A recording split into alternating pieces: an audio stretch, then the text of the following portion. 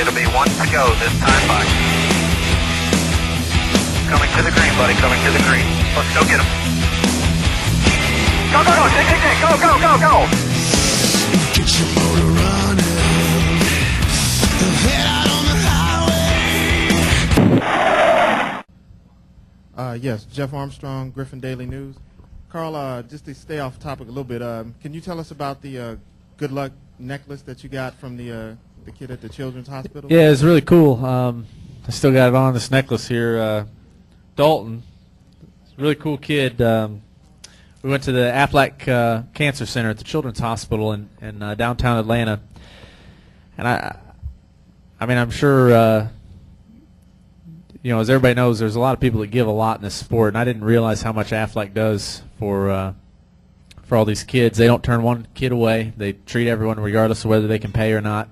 They treat a lot of children, and they cure 70% of the kids that come in there with cancer, so they can go on and live regular lives and succeed at whatever they want to do. So Dalton was really cool. We went through the hospital, David Gilliland and myself, and we had a really good time. And at the end, Dalton said, "Hey, you know, I got this courage necklace. I get the beads for every time I come to the hospital and have a visit or do something, you know, or a surgery or something like that." He said, "I want you to wear it. I think it'll be good luck on Sunday." So he definitely said he wants it back after this race, which is too bad because I think it worked.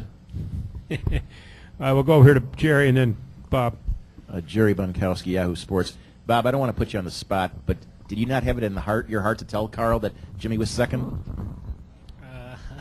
Honestly, I didn't realize he was second either until I got to Victory Circle. I figured the 11 had finished second. I did see he got to third, but I didn't realize he'd made it to second, so I was walking back there. Go ahead, Bob.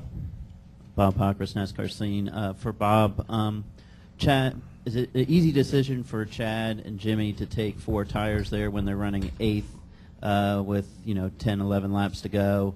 And is that decision changed at all or made easier by the fact that they knew they had a 150, 180 point cushion on you guys and could kind of take a chance for a few spots?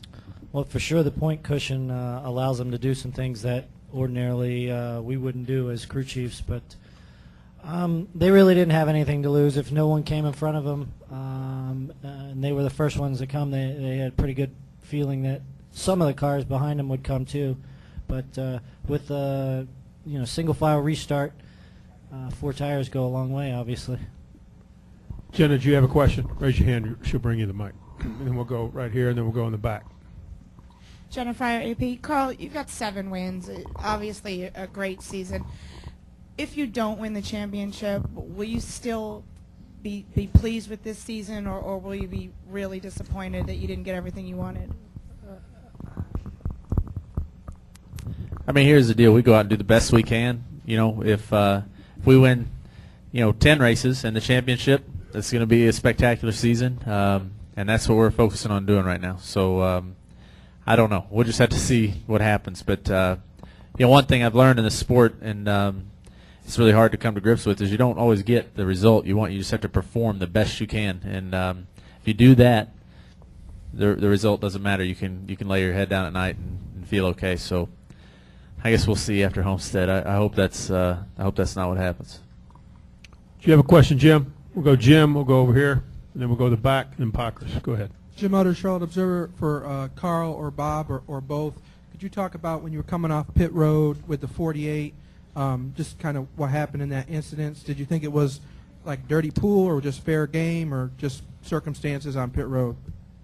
Bob had a better look at it. A lot of people brought that up. I don't know if they were making something about that in the coverage for the race or whatever, but Jimmy's job is not to make it easy on us. You know what I mean?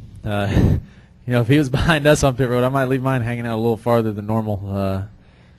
I thought he put it far enough in the box. I didn't think that he was purposely making it hard on us. But they're not supposed to make it easy on us, so I didn't have any trouble with that. Or no hard feelings about that from me. Let's go in the back. Sorry, gentleman right here. Go ahead. Carl, Brad Gilley with PRN. Over here, Carl. So far, no driver has been able to sweep races at a track this year. You have the chance to do that at Texas next week. Can you talk about that? And also, I understand you're doing some flight training tomorrow. Talk about what you got going on with that. What am I doing tomorrow? Flight training.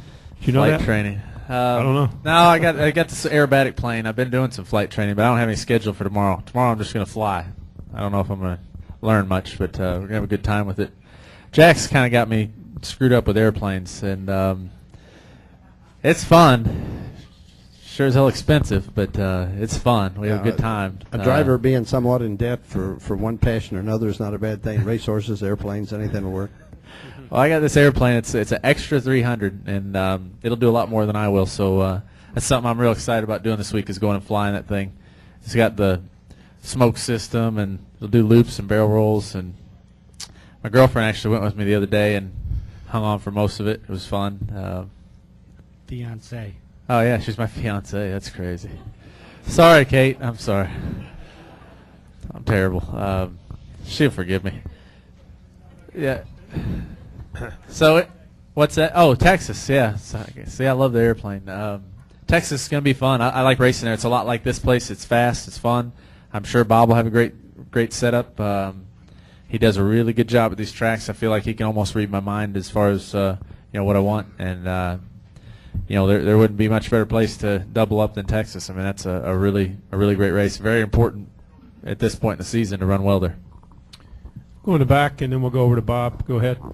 Carl, Doug Turnbull, WSB Radio. Jimmy Johnson talked about how he didn't think the tires were very much improved from the March race to this race now. And you talked about how much you love the track, loved it being a little loose out there and feeling like a dirt track. So obviously two different perspectives. Do you think the tires improved at all?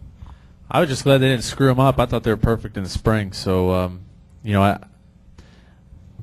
it's just the way I feel. I mean, I know a lot of people don't feel that way, but maybe it's because I got these guys sitting next to me and we got such great race cars. But I enjoy when you got to push the pedals a lot and move the steering wheel a lot. It puts it back in the driver's hands.